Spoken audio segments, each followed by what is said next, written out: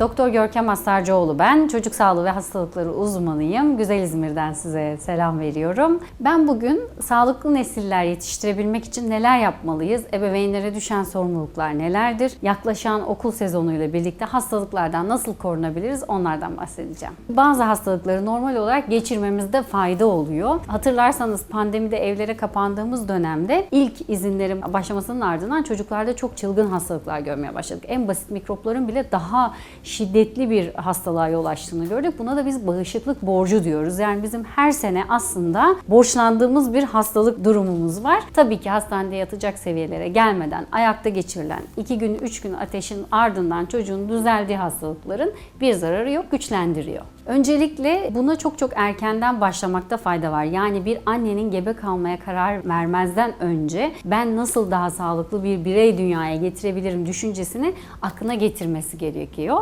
Böylelikle annenin kendi sağlığıyla ilgili de adımlar atması gerekiyor.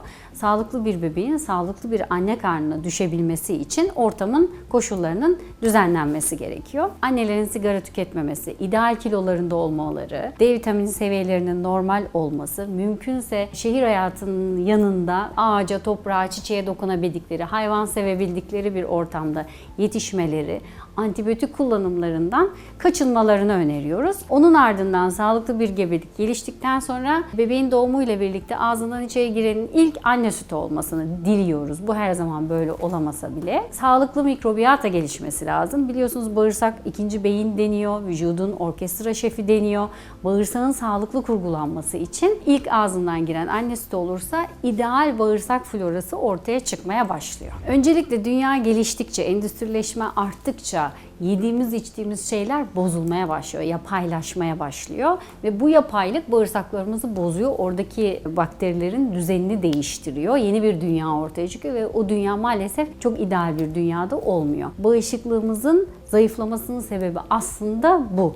Maruz kaldığımız her türlü etmen. Burada çevre kirliliğini de sayabiliriz. Yediklerimizin içindeki katkı maddelerini de sayabiliriz. Fazlaca maruz kaldığımız şekeri de, trans yağları da hepsini sayabiliriz. Vücudumuza sürdüğümüz losyonlar, parfümler, kremlerdeki hormon bozucuları da eklediğimiz zaman gerçekten biz kendimizi giderek bozulan bir dünyaya adapte etmeye çalışıyoruz. Doğal olarak da bağışıklık sistemimiz 10 yıllardan yani dekatlardan dekatlara daha zayıf bir hale geliyor. Şunu iyi kavramamız gerekiyor. Bir vücudu oluşturan elementleri geriye doğru sayacak olursak vücudun organları var. Organların sistemleri, dokuları var ve o dokularda hücrelerden oluşuyor.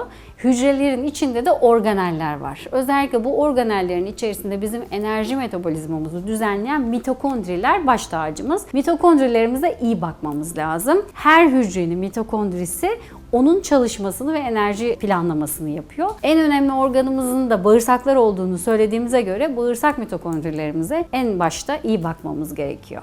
Birincisi onları bozmayı bırakmamız gerekiyor. Şeker en başta suçlu olanlardan bir tanesi. Katkı maddeleri, endüstriyel yiyecekler, gerçek olmayan yani doğada sizin o haliyle bulup tüketemeyeceğiniz her şey aslında yapay. Biz pakete girmiş her şeyden uzak durmaya çalışıyoruz ama şehir hayatına geçince de her şeyi sürekli olarak edinmek, tedarik etmek de biraz zor oluyor. O nedenle en azından bakkaldan, marketten satın alacağınız şeylerin de içerik okuma bilincinin artmasıyla birlikte şekerden ve katkı maddelerinden uzak duran ürünlerden seçmemiz gerekiyor. Hormon bozuculardan uzak durmamız gerekiyor. Hormon bozucu dediğimiz şeyler organellerimize direkt olarak zarar veriyor. Bunların başında BPA dediğimiz o plastiğin içindeki yabancı maddeler oluyor. SLS dediğimiz yine hormon bozucular oluyor. Fitalatlar dediğimiz bizim hiç sevmediğimiz kimyasallar oluyor. Burada mutfağınızda kullandığınız kapkacaklara varana kadar aslında bilinç sahibi olup bir değişiklik yapmanız gerekiyor. Burada beslenme dedik, toksinlerden uzak durma dedik. Uykunun gene çok büyük bir önemi var. Çocuk sağlığında düzenli bir uykunun hem uyuduğumuz süre boyunca hücrelerimizin temizlenmesi, mitokondrilerimizin etrafının süpürüldüğünü düşünürseniz yeterli süre ve derinlikteki uyku çocuk sağlığında önemli. Aynı zamanda büyüme hormonu da uykuda salgılandığı için iyi bir büyüme gelişme aslında uykuda gerçekleşiyor. Bunun yanında düzenli bir egzersiz ortamı sunmak lazım. Demiyorum ki kurslardan kurslara götürün çocuğunuzu ama en azından hafta sonları beraber açık havada bir top oynama imkanı bulmak, hem çıplak ayak toprağa basması, ağaca sarılması, bir köpeğin başını okşaması imkanlarını sunmanızı öneriyorum.